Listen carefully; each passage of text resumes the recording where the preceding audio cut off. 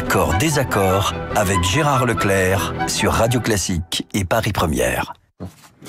On démarre tout de suite donc avec quand même l'événement. On parlera tout à l'heure de Daesh à propos du livre donc d'Alexandre Adler, Daesh, l'équation cachée. Et nous sommes 6 mois jour pour jour après les attentats de Paris qui avaient fait 130 morts. On commence quand même par l'actualité de la semaine qui est celle donc du débat sur la loi El Khomri, l'échec de la motion de censure, donc la loi adoptée en première lecture, mais une gauche et un parti socialiste en particulier fracturés, toujours des manifestations de rue, même si les rangs étaient plus clairsemés hier.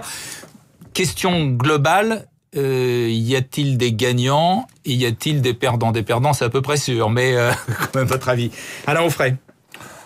À gauche, c'est difficile de trancher.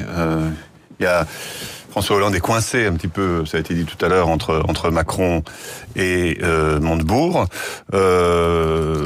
On parle de plus en plus, quand même, le mot scission est beaucoup utilisé ce matin. Quand on apprend que pour la deuxième lecture, il va de nouveau être envisagé de réunir les 58 fameux parlementaires qui rendent possible la motion de censure, on a vraiment l'impression qu'on y va tout droit.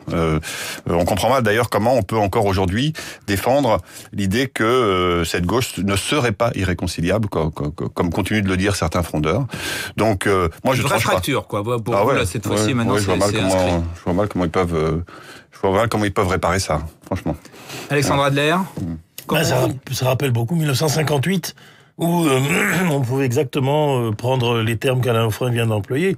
Il y avait une minorité qui était totalement hostile à la politique de Guy Mollet, quelques personnes comme Gaston Defferre qui pensaient qu'on pouvait encore concilier les points de vue. Et puis finalement, ça s'est fait à partir du 13 mai 58. Mais il y a eu comme ça des scissions qui sont apparues comme irrémédiables. Et je crois que nous en vivons une. Ce qui est quand même un tournant dans l'histoire de la gauche, en tout cas. Alors, si on veut dédramatiser, mais je crois que ce que je vais dire n'est pas tout à fait exact, mais on pourrait quand même envisager de comparer à ce qui s'est passé en Allemagne. À la fin de son deuxième mandat, Gerhard Schröder entreprend des réformes très audacieuses qui font dire à une partie de la gauche allemande que tout ça est une trahison épouvantable, etc. Et il crée des Linke. Et il crée des Linke. Alors après, Merkel gagne. Ne peut plus gagner. Écoutez ce qu'on a dit Bruno Leroux, le président du groupe socialiste à l'Assemblée. Il était ce matin à 7h50 sur RFI. Ce qu'ont cherché aujourd'hui les contraires, c'est-à-dire la gauche qui ne veut rien bouger et la droite qui veut tout changer, c'est d'utilisation du 49.3. Ils l'ont recherché avec cette menace de blocage sur le débat parlementaire. Que sont-ils? Des minoritaires à l'intérieur d'un groupe majoritaire et qui nous disent, si vous ne faites pas ce que l'on veut, on bloque tout. Chaque débat, c'est le congrès permanent du Parti socialiste. Moi, j'en ai marre de ce film. J'en ai marre de commenter ce film. Voilà, il en a marre, Bruno Leroux. Mais ça veut dire, que doit faire le Parti socialiste? Exclure les frondeurs? Des frondeurs, ils ont quand même faut reconnaître qu'ils ont quelques arguments. Ils le répètent en boucle ces dernières heures. On a quand même affaire à une majorité, entre guillemets, socialiste, entre guillemets, plutôt les guillemets sont seulement socialistes, qui vient d'essayer de nous imposer la déchéance de nationalité dont on disait, nous, socialistes, il n'y a pas si longtemps, que c'était une mesure d'extrême droite et qui maintenant nous impose une inversion des normes sur la question des syndicats, qui est également récusée par tous nos textes, etc. Donc la trahison, elle est du côté des majoritaires, c'est ça. Enfin, ils ont quelques arguments. Mais de là à déposer une motion de censure pour faire tomber le gouvernement qu'ils sont censés soutenir, c'est quand même, on n'a jamais vu ça, même sous la Ve République. Oui, mais c'est incompréhensible cette affaire d'ailleurs de motion de censure parce que on sait que c'est arithmétiquement impossible de toute manière. Donc, puis je vous dis, le principe même de la majorité, du parti majoritaire qui dépose une motion de censure pour renverser son gouvernement, c'est absolument incroyable, non? Oui, donc c'est pour ça que ça paraît, on voit mal comment ça pourrait être réconciliable tout ça. Alors encore une fois, 1958, puisque la seule fois où une motion de censure est passée comme ça, comme en 62, c'est ça. Oui, comme un coup de boulet, c'est contre Georges Pompidou, et c'était à un moment où on héritait de la majorité de 58. Voilà. Où donc à l'époque les indépendants de Pinay étaient beaucoup plus nombreux que on imagine, et à ce moment-là, il y a eu en effet une majorité de droite, mais qui était expirante, et qui a censuré le gouvernement. Et De Gaulle a fait dissoudre l'Assemblée. Et créé les élections législatives. J'ai juste ajouté, c'est très intéressant cette comparaison avec 58, parce qu'il se trouve que les leaders de la droite, et notamment François Fillon, a quasiment théorisé ça. Dans tous ses textes, les textes qu'il a produits récemment, il dit « Nous sommes en 1958 ». Et c'est la raison pour laquelle il dit, pour la première fois, je pense qu'avec le programme radical que je mets sur la table, on va peut-être en parler tout à l'heure, je pense qu'aujourd'hui les Français sont mûrs, la chose est possible parce qu'on est dans ce contexte. Alors merci pour la transition. Écoutez ce que vient de dire François Fillon. Il était sur Europe 1, lui, à propos donc toujours de ce vote autour de la loi travail. Il n'y a plus de gouvernement, il n'y a plus de majorité. Il y a un président de la République qui va de renoncement en renoncement. Après la tragicomédie de la révision constitutionnelle, aujourd'hui, c'est ce projet de loi qui commence comme un projet de loi pour favoriser la croissance et l'emploi et qui se termine. Voté à ce moment-là. Et je l'aurais voté à ce moment-là et qui se termine aujourd'hui par un projet de loi qui va faire régresser l'économie française. Voilà, François Fillon, donc jugement très sévère. C'est quand même très mal parti pour la gauche en 2017, non ?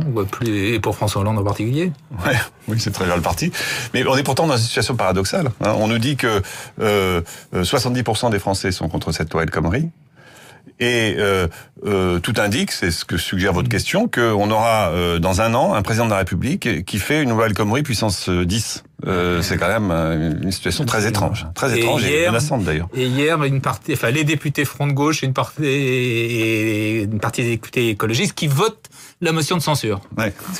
C'est étonnant. C'est émotionnel. Et puis, la grande différence avec 58, c'est que nous avions une tragédie, la fin de la guerre d'Algérie, qui était d'une dimension énorme, et nous n'avons pas vraiment de tragédie.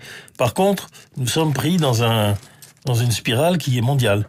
Parce que, évidemment, la victoire de Trump au Parti républicain, c'est-à-dire la fin du Parti républicain tel qu'on l'a connu, c'est pas un élément, c'est pas anecdotique. Si le Brexit passe pendant les semaines qui viennent, ou si Angela Merkel est obligée à un moment donné de renoncer à la chancellerie comme Helmut Schmidt a dû le faire, c'est pas non plus peu de choses. Et nous sommes aussi pris plutôt dans ce climat-là que dans un climat national, qui est parfois comique, parfois lamentable, mais certainement pas aussi tragique que la guerre d'Algérie avec tout ce qu'elle impliquait. Alors un mot sur la droite. On connaît maintenant à peu près la plupart des propositions, des programmes des principaux candidats aux primaires. Programme, il faut bien le dire, très libéral, très libéraux, parce qu'il y a plusieurs programmes. Donc, suppression des 35 heures, suppression de l'ISF, la retraite à 65 ans, suppression de 250 000 à 600 000 fonctionnaires, baisse des allocations chômage. C'est très, très libéral, tout ça. Oui, donc ce sont des programmes, effectivement, très convergents, très libéraux. Alors, pour comprendre pourquoi ils se permettent... Alors, il y a la théorie de Fillon que j'évoquais tout à l'heure, mais il y en a une autre explication qui est sans doute plus pertinente. C'est que la primaire s'adresse, par définition, à l'électorat de la droite et du centre. Donc, on estime environ 3 millions de personnes. Et plusieurs études montrent que ces 3 millions qui s'apprêtent à voter, dans ces 3 millions, les classes aisées sont surreprésentées et les retraités également. Ce sont donc des électeurs susceptibles d'approuver effectivement un programme extrêmement dur, extrêmement libéral, on va dire. Et on est dans une situation paradoxale où donc le futur président de la République risque d'être désigné par cette primaire où la surenchère libérale est possible, non pas tant parce que les candidats en sont convaincus, enfin on peut faire cette hypothèse, mais aussi parce que de toute manière, l'électorat de la primaire est favorable à ce type de primaire, à ce type de programme. Donc voilà, à mon avis, c'est ce qui explique quand même la surenchère libérale. Le programme de Juppé présenté cette semaine en a surpris certains, parce qu'ils ne pensaient pas qu'il irait aussi loin. À mon avis, l'explication est là. On est sur ce créneau de ces 3 millions-là, et pour les conquérir, et ben voilà. Alors, le programme d'Alain Juppé, qui effectivement, lui, est un peu plus tempéré, modéré. Il n'y aurait, par exemple, dans son programme que 250 000 fonctionnaires, postes de fonctionnaires supprimés, alors que ça monte jusqu'à 600 000 pour d'autres. Écoutez, là encore, François Fillon qui parle du programme Juppé et qui le trouve justement trop modéré. J'ai regardé le programme d'Alain Juppé, il est d'une inspiration libérale qui me convient. Simplement, il va jamais au bout des démarches, c'est-à-dire que c'est le programme de François Fillon version dégradée. Et avec toujours, en dernier ressort, l'intervention de l'État. Et au fond, c'est ça qui nous distingue. Voilà, il mâche pas ses mots, version Fillon, programme Fillon dégradé, et avec toujours l'intervention de l'État. Juppé serait un étatiste, quoi. Oui. Alors il fait la référence à ce qu'ils disent tous les deux sur le temps de travail. Et en effet, Alain Juppé dit que en l'absence d'accord d'entreprise, les 39 heures s'imposeront comme durée légale du travail. Ce que dit pas François Fillon. Mais encore une fois, moi je redis ce que je disais tout à l'heure, je comprends qu'il dise ça, François Fillon, mais les différences sont vraiment marginales. Alexandre Adler, c'est l'air du temps, ce retour d'un libéralisme très fort. Je crois qu'une partie de l'opinion est vraiment très très fatiguée par les 4-5 ans que nous venons de traverser, que donc elle prête l'oreille à des positions un peu radicales, parce que bien entendu on a un mauvais souvenir de la fin de la présidence de Jacques Chirac, et même de la prudence que Nicolas Sarkozy a montré dans de nombreux domaines, malgré des outrances verbales qui masquent le modérantisme très grand de son approche. Alors je pense que c'est comme cela. Il y a des paradoxes. François Fillon a longtemps été un lieutenant de Philippe Séguin, et il aurait pu encourir de la part d'Alain Juppé exactement les reproches qu'il lui fait, mais ça c'est une question de la concurrence. Il n'était pas si hostile à l'étatisme. Et Alain Juppé, à un moment donné, a semblé très libéral, et puis il a mis les deux doigts dans la prise. C'est les manifestations de 95, et après cela, il a changé en effet. Voilà. Allez, on en vient, Alexandre Adler, à votre livre, Daesh, l'équation cachée, chez Archipel. Vous dites que tout indique que nous entrons au Moyen-Orient dans une zone de tempête sans précédent, où les cartes menacent d'être redistribuées, c'est-à-dire ? Regardez déjà deux États importants, qui étaient des sujets politiques de plein exercice, c'est-à-dire la Syrie et l'Irak, ont disparu. Bien sûr, l'Irak existe, les Irakiens, ils sont là, mais l'État irakien ne se reconstitue absolument pas. Et sur ces ruines, on voit naître maintenant un phénomène quasiment irréversible avec la minorité kurde. En ce qui concerne la Syrie, il est évident que même l'hypothèse la plus optimiste d'une trêve qui se transformerait en un compromis ne rétablira absolument pas l'État syrien.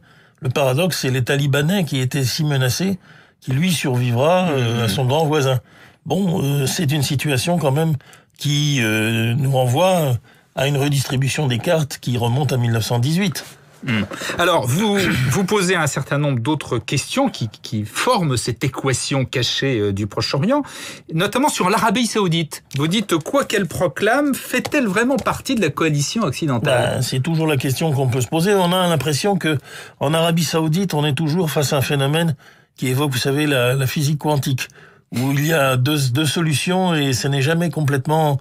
Et on ne peut pas faire l'économie de l'une au profit de l'autre. Alors ça, c'est du raisonnement mathématique, mais du raisonnement politique, c'est celui que François Mitterrand affectionnait tant. On nous sort de l'ambiguïté qu'à son propre détriment. Et en effet, imaginons que nous mettions l'Arabie Saoudite sur la sellette. Qu'est-ce que nous allons faire ? Nous allons affaiblir définitivement les éléments modérateurs qui existent, mais qui sont souvent minoritaires. Inversement, imaginons que nous présentions l'Arabie Saoudite comme un allié stable, nous aurons quelques mécomptes. Donc en fait, nous sommes devant un sujet mal défini, dont les ambiguïtés ne remontent pas au mois dernier, et qui est un élément central, évidemment, de toute la situation. C'est ce que j'ai compris après avoir écrit mon premier livre, Le Califat du sang. Je ne me renie pas du tout sur ce que j'ai dit sur le caractère isolé de Daesh et le fait qu'à la fin des fins, ils finiront par reculer. C'est en train de se passer, et j'espère que ça continuera. Mais par contre, il est évident que sans l'Arabie Saoudite et son ambiguïté, jamais Baghdadi et ses hommes n'auraient eu une telle audace. Et donc aujourd'hui encore, l'équation saoudienne est fondamentale. Je ne le fais pas de manière polémique, parce que tout n'est pas polémique dans ce livre, mais c'est absolument évident que l'Arabie Saoudite est le premier inconnu. Mais il y en a des plus étonnants encore. Alors, il y a justement, on imagine qu'il y a une union sacrée contre Daesh, et vous dites pourtant, il y a des forces dans l'Amérique d'Obama, comme dans une partie de la gauche française, qui agissent presque comme des alliés discrets de la mouvance djihadiste, dites-vous. Ben oui, ils veulent pas se battre. Et pour des raisons très différentes.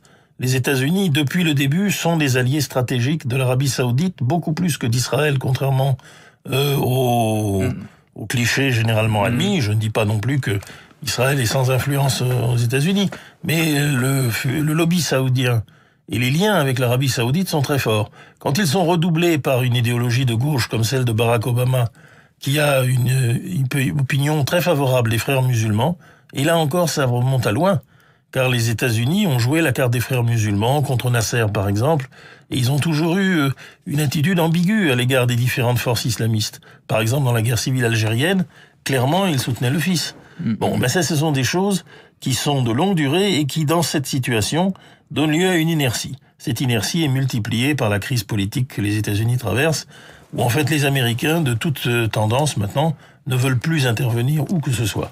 Ça, c'est une autre donnée tout à fait étonnante. Merci Alexandre Adler, on n'a pas eu le temps, mais vous trouverez dans ce livre également la question, tout ce qui tourne autour de l'Iran, qui est en train de revenir bien évidemment dans le jeu, et qui j'imagine jouera un rôle important dans les solutions dans cette zone du monde, et puis la Turquie, là aussi avec beaucoup de questions oui, autour d'Erdogan. Parallèle, mais à la différence, c'est une grande démocratie. Voilà. Juste un mot sur l'extrême gauche française, je ne vous ai pas répondu, parce que selon le mot de Wittgenstein, ce dont on ne peut pas parler, il vaut mieux le taire. Bien voilà.